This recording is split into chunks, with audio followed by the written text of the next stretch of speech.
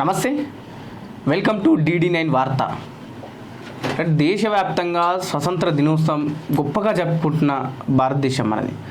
14 రాష్ట్రాలతో మొదలైన ఈ భారతదేశం, దాంట్లో చివరిగా 29 రాష్ట్రంగా ఏర్పడ్డ తెలంగాణ, దాని ముఖ్యంగా మాట్లాడుకోవాల్సిన పేర్లు కొన్ని ఉన్నాయి. ప్రధానంగా దాంట్లో మలిదశ ఉద్యమంలో అయితే శ్రీకాంతాచారి అగ్నికి ఆహుతాయి. నేను తెలంగాణ కోసం ముందుంటా 26 ఏళ్ళు. అప్పుడు శ్రీకాంతాచారి చనిపోయినప్పుడు తనకి 26 ఏళ్ళు. కేసీఆర్ ఇదే దీక్ష పట్టినప్పుడు ఎవరు పట్టించుకోకపోతే తను పెట్రోల్ పోసుకొని ఇదే ఉస్మానియా యూనివర్సిటీలో మంటల్లో నడిచిన వ్యక్తి గురించి ఈరోజు ఏ ఒక్క పార్టీ మాట్లాడతలేదు. జయంతి సందర్భంగా వాస్తవంగా బీఆర్ఎస్ పార్టీ కావచ్చు, ఇటు కాంగ్రెస్ పార్టీ తెలంగాణ కోసం మేము కొట్లాడినాం, తెలంగాణ కోసం మేము పోరాడినాం, తెలంగాణ మా వాళ్ళు వచ్చింది మేము ఇచ్చినాం అన్న వాళ్ళు మలిదశ తొలి అమరుడైన శ్రీకాంతాచారి గురించి ఎవరు మాట్లాడలేదు. ఎవరు వాళ్ళ యొక్క సోషల్ మీడియా ప్లాట్ఫామ్లలో కూడా కనీసం గుర్తు చేసుకుంటలేరు. అంటే వాస్తవంగా ఈరోజు పేపర్కి వచ్చింది, ఆంధ్ర పేపర్ నేమ్ తెలియదు నాకు, మర్చిపోయినా. కేసీఆర్ గారు ఏమంటున్నారంటే, భారతదేశం కోసం స్వాతంత్ర పోరాటం చేసిన ఆ యొక్క స్ఫూర్తి ఉందో ఆ స్ఫూర్తితోటే మేము స్ఫూర్తి పొంది తెలంగాణ రాష్ట్రం కోసం మేము కొట్లాడినాం, అందులో తొలి అమరుడు శ్రీకాంతాచారి అని చెప్పలేకపోయాడు. ఆయన పేరే తీయలేదు. బీఆర్ఎస్ సోషల్ మీడియాలో ఈరోజు జయంతి కదా, లేదు. ఏ సోషల్ మీడియాలో సరే అఫీషియల్ పేజెస్ ఉంటాయి వీళ్ళకి సంబంధించిన. ఏ పేపర్లో లేదు.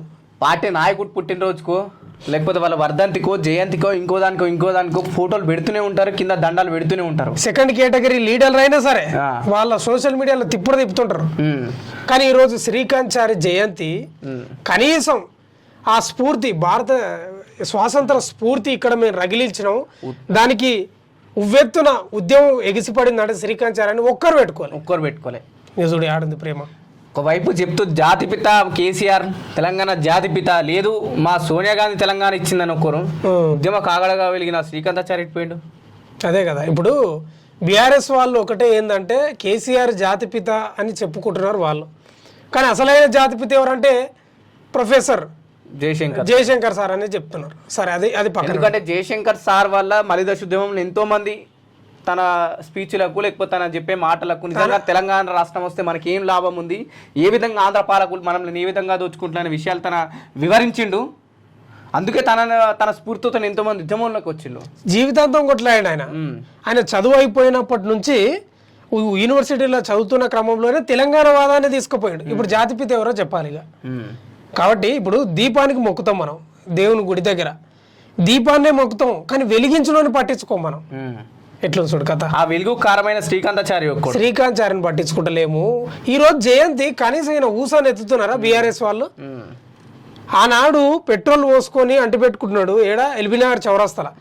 ఎవరేమంటారు, దెబ్బ తగిలితే అమ్మా అంటాం, అబ్బా అంటాం, జై తెలంగాణ అన్నాడు. నాకు అర్థం కాదు, ఈ భూమి మీద ప్రాణాన్ని త్యాగం చేయడం కంటే ఇంకేమైనా త్యాగం చేసిన వ్యక్తి, త్యాగం చేయడం కంటే ఇంకేమైనా గొప్ప విషయం ఉందా? తన కోసం కాదు, మా తెలంగాణ ప్రజలు బాగుపడతారు, ఆంధ్ర పాలకులు బయటకు వెళ్ళిపోతారు, మా ప్రాంతం ఉద్యోగాలు, మా ప్రాంతం నీళ్లు, మా ప్రాంతానికి సంబంధించిన నియామకాలు, నిధులు మాకు వస్తాయని తన ఒక ఆ అగ్నికి హావుతైన వ్యక్తి. అది ఇంకొకటి ఏంటంటే, బీఆర్ఎస్ చేసిన మోసాల వల్ల ఈరోజు శ్రీకాంతాచారి వాళ్ళ తల్లి గూడు లేని పక్షి లేకపోయింది, రెక్కలు లేని పక్షి అయిపోయి ఇక్కడ పదవులు రాక బీఆర్ఎస్లో కాంగ్రెస్లోకి పోయింది. కాంగ్రెస్లో అంతే ఉంది. అంటే ఎక్కడ పోయినా వీళ్ళని గుర్తించే పరిస్థితి లేదు. నేను ఒక మాట అంట, బీఆర్ఎస్ అంటే పట్టించుకోవాలి. అప్పుడు ఎప్పుడో టికెట్ ఇచ్చింది, అది ఓడిపోయింది, అది వేరే విషయం. ఉత్తమ్ కుమార్ రెడ్డి మీద అది పోయిన జమానా కాలం. నామినేటెడ్ పదవులు ఇవ్వలేదు, కార్పొరేషన్ ఇవ్వలేదు, ఏవి ఇవ్వలేదు. ఇప్పుడు కాంగ్రెస్ మొన్న తీసుకున్నది. కాంగ్రెస్ అన్న గుర్తించాలి కదా. ఉద్యమకారులకు 250 గజాలు ఇల్లు ఇస్తామన్నారు. ఇప్పుడు ఎమ్మెల్సీలుగా పంపించినావు, ఎమ్మెల్సీ కోటాలా గవర్నర్ కోటాలన్నా పంపించవచ్చు కదా.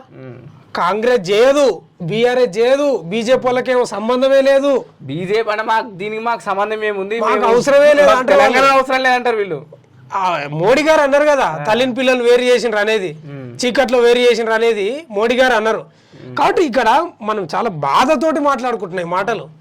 శ్రీకాంతాచారి ఆ యొక్క పెట్రోల్ పోసుకొని చనిపోవడం వల్లనే ఉవ్వెత్తులు లేచింది. అప్పటి వరకు ఏదో ధర్నాలు మాత్రంగా నడుస్తుంది తెలంగాణ. ఒకవైపు ఒక్కసారిగా లేస్తుంది, రాజకీయ కింద మీద పడుతుంది. శ్రీకాంతాచారి ఎప్పుడైతే ఎల్బీనగర్ చౌరస్తాలో పెట్రోల్ పోసుకొని ఆ నిప్పంటించుకున్నాడో అక్కడి నుంచి తెలంగాణ ఉద్యమం ఒక ఊపందుకుంది.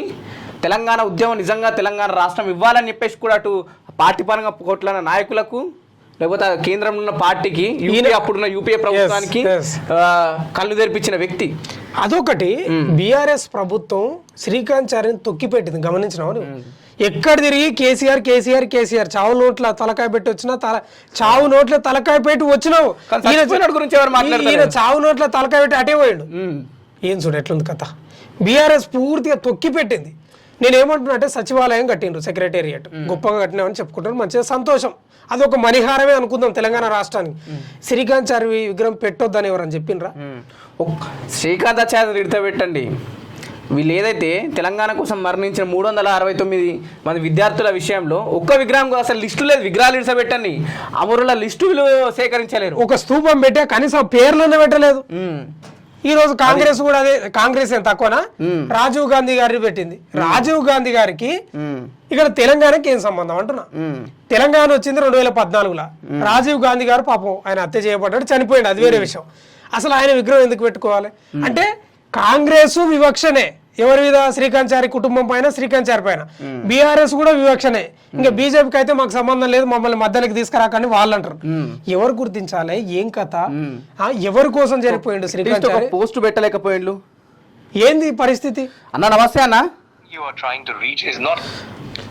ఏంది పరిస్థితి? శ్రీకాంతాచారిది జయంతి రోజు, జయంతి సందర్భంగా ఒక్క పోస్ట్ కనిపిస్తుందా సోషల్ మీడియాలో? నాకు కనిపించలే. సరే, ప్రధానంగా వీళ్ళు సాధించినాం, కొట్లాన్నాం, తెచ్చుకున్నాం, లేకపోతే ఇచ్చినామన్న వాళ్ళు కూడా పెట్టే పరిస్థితుల్లో లేరు. మన వాళ్ళ గుర్తుండి పెట్టట్లేదు, లేకపోతే పెడితే మేమైతే సాధించుకున్నామని చెప్పుకున్న ఆ పేరు పోతుంది అనుకున్నా.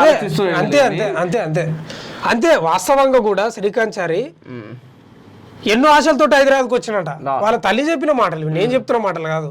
మంచిగా చదువుకొని గొప్పగా ఒక ప్రొఫెసర్ అయిదామని వచ్చినట్ట. మనకి ఇక్కడికి వచ్చిన తర్వాత అర్థమైంది, అరే తెలంగాణ ఎంత అన్యాయం జరుగుతుంది, వస్తేనే మనం బాగుపడతాం, మన బతుకులు బాగుపడతాయి. అంటే యూనివర్సిటీలో చదువుతున్న క్రమంలో మొత్తం తెలంగాణ చరిత్ర, ఏం జరుగుతుంది, ఎందుకు అన్యాయం జరుగుతుంది అనేది పూర్తి అవగతం చేసుకున్న తర్వాత ఏదన్నా కానీ నా శరీరం పోతే పోని, నా తల్లిదండ్రులు ఏమన్నా కానీ, నా తల్లిదండ్రులు నన్ను కన్నదే తెలంగాణ కోసం అనుకున్నాడో ఏమనుకున్నాడో తెలియదు, పెట్రోల్ పోసుకొని అంటే పెట్టుకొని పోయిన పరిస్థితి. ఒక్కసారిగా ఢిల్లీ అధిష్టానం పీటలు ఇట్లా కదిలినాయి. ఏంది పరిస్థితి, ఏమవుతుంది తెలంగాణలో? కానీ ఈరోజు నిజంగా సెల్యూట్ చేయాలి శ్రీకాంతాచారికి. ఈరోజు కనుమరుగైపోతున్నాడయ్యా. ఎవరు బయటికి తీసుకురావాలి? ఎవరు విగ్రహాలు పెట్టాలి? ఇప్పుడు తెలంగాణలో ఎవరి విగ్రహాలు ఉండాలి? కొనిజేటి రోషయ్య విగ్రహం పెట్టిండు ఇదే రేవంత్ రెడ్డి. తన అప్పుడున్న కిరణ్ కుమార్ రెడ్డి కొనిజేటి రోషయ్య ఉన్న ముఖ్యమంత్రి పదవి కాలంలోనే తిన చనిపోలేడా? ఒకటి పవన్ ఒక మాట, బ్రహ్మానంద రెడ్డి విగ్రహం తీస్తలేరు, వీళ్ళు తీస్తలేరు కదా. వీళ్ళ విగ్రహం పెట్టడానికి ఏం అడ్డమైంది? వీళ్ళకు కాంగ్రెస్ ప్రభుత్వానికి ఏం అడ్డమైంది? బీఆర్ఎస్ కి ఏం అడ్డమైంది? అప్పర్ క్యాస్ట్ ముఖ్యమంత్రులు బీసీలను పట్టించుకునే పరిస్థితి ఉందా? ఇప్పుడు ఎలుకకు పిల్లి సాక్ష్యమా? నమ్మగలుగుతామా? ఎలుక నమ్ముతుందా పిల్లి సాక్ష్యం అంటే? బడుగు బలహీన వర్గాలకు న్యాయం చేసేది అప్పర్ క్యాస్ట్ ముఖ్యమంత్రులు అంటే ఎవరన్నా నమ్ముతారా? ఏడ నమ్ముతున్నారు? ఎంత అన్యాయం ఇది! చాలా ఘోరం, దరిద్రం నిజంగా. ఖచ్చితంగా ఒక్కసారి మీరు ఇట్లాంటి గుర్తుంచుకుంటేనే తెలంగాణ సమాజం కావచ్చు, తెలంగాణ కోసం పోరాడిన వాళ్ళు మిమ్మల్ని గుర్తుంచుకుంటారు. వాస్తవంగా ఇంకొక డిమాండ్ కూడా పవన్ ఈ సందర్భంగా, సరే రాజీవ్ గాంధీ విగ్రహం పెట్టినరు, సరే పెట్టినరు, బీఆర్ఎస్ వాళ్ళు వచ్చినాక మేము తీసుకుపోయి గాంధీ భవన్లో వేస్తున్నారు. గాంధీ భవన్లో వేసినాక కూడా మీరు ఈయన విగ్రహం పెట్టకపోతే మాత్రం నిజంగా మీకు పాపాలు తగులుతాయి. ఎస్, ఎందుకంటే వీళ్ళ శివాల పైన మీరు అధికారంలోకి వచ్చిళ్ళు. ఎస్, వీళ్ళు చేసిన త్యాగాల పైన మీరు అధికారంలోకి వచ్చిళ్ళు. మీకెక్కడ అధికారం? వీళ్ళ చితి కాల్చుకొని, వీళ్ళ శరీరాన్ని కాల్చుకొని తెలంగాణను తెచ్చుకున్నారు. బీఆర్ఎస్ వాళ్ళకి హక్కు ఉంది ఈయన విగ్రహం పెట్టడానికి, సరే కాంగ్రెస్ కు కూడా ఉంది. కానీ వాళ్ళు రాజీవ్ గాంధీ, రాహుల్ గాంధీ, సోనియా గాంధీ, లేకపోతే జవహర్లాల్ నెహ్రూ వీళ్ళదే ఉంటది. తెలంగాణ కోసం వ్యతిరేకంగా పనిచేసిన వాళ్ళ విగ్రహాలు ప్రస్తుతం తెలంగాణలో వెలుస్తున్నాయి. అదొకటి. ఈ కాంగ్రెస్ చెప్పం ఏముంటది అంటే రాష్ట్రంలో సోనియా గాంధీ, రాహుల్ గాంధీ వీళ్ళ పేర్లే ఉంటాయి. ప్రాజెక్టులు కానీ, విగ్రహాలు కానీ, ఏవైనా కానీ వాళ్ళు ఎట్లా పట్టించుకోరు. కానీ బీఆర్ఎస్ అన్న ఓటు తీసుకోవాలి. బీఆర్ఎస్ కేసీఆరే, ఏమున్నా కేసీఆరే, పుట్టిన కేసీఆర్, సచ్చిన కేసీఆర్, అంతే. ఇంకా మా పని ఉత్తదే, మా శ్రీకాంతాచారి పని ఉత్తదే. వీళ్ళు ఇప్పుడు బీసీల కోసం కొట్లాడుతూ ఇంకోటి గుర్తుంచుకోండి, ఇక్కడ వీళ్ళు ఎవరైతే చావును తలబెట్టినాం, మేము ప్రాణాలు ఇచ్చినాం, లేకపోతే మేము చేసినాం అన్న వాళ్ళు 75% మంది దీంట్లో తెలంగాణ కోసం పోరాడిన వాళ్ళ దాంట్లో చనిపోయిన దాంట్లో 75% మంది మా బీసీలే ఉన్నారు. 100%. కానిస్టేబుల్ కిష్టయ్య ముదిరాజ్ కావచ్చు, లేకపోతే శ్రీకాంత చారి కావచ్చు, చెప్పుకుంటూ కానిస్టేబుల్ శ్రీనివాస్ గౌడ్ కావచ్చు, తన అక్కడ అయితే స్టేడియంలో జరుగుతున్న ఆంధ్ర పాలకుల మీటింగ్ కి కానిస్టేబుల్ అయ్యిండు జై తెలంగాణ అన్న వ్యక్తి. 70% చనిపోయారు అంటున్నావు కదా. ఒక మాట చూడు, ఇక్కడ ఎంత చరిత్రను కనుమరుగు చేస్తున్నారో ఒకసారి చూడు. అప్పర్ క్యాస్ట్ ముఖ్యమంత్రులే కదా వీళ్ళిద్దరు కేసీఆర్ గానీ లేదు. ఈ చరిత్రను తొక్కి పెట్టాలని చూస్తున్నారు చూడు, ఎంత అన్యాయం. మేమే కొట్లాడినాం, మేమే తెలంగాణ ఇచ్చినాం. ఒకవైపు సోనియా గాంధీ యూపీఏ ప్రభుత్వంలో మేము తెలంగాణ ఇస్తేనే మీరు తెలంగాణ ప్రజలు బాగుపడ్డారు అనుకో, లేకపోతే కేసీఆర్ నేను తీసుకొచ్చిన నేనే జాతిపితాను, కేసీఆర్ చరిత్ర తుడిచేయగలుగుతారని కేసీఆర్ కూడా. నిజంగా కేసీఆర్ ఉద్యమకారుడు, ఖచ్చితంగా గౌరవించుకోవాల్సిందే. కేసీఆర్తో పాటు ఇట్లాంటి శ్రీకాంతాచార్యులు ఎందరో చనిపోయారు చాలా మంది. ఇంకోటి ఏంటంటే వీళ్ళు ఎంత తొక్కి పెట్టినా తొక్కేది కాదు. వీడియోలు ఉన్నాయి, చరిత్ర ఉంది. ఎప్పటికైనా బడుగు బలహీన వర్గాలకు సంబంధించిన బిడ్డ ముఖ్యమంత్రి అయితే 100% ఊర్ల గల్లీలల్లా నడిపొట్టున హైదరాబాద్లో 120 అడుగుల విగ్రహం కూడా పెడతారు చూడు, ఆ రోజు వస్తుంది.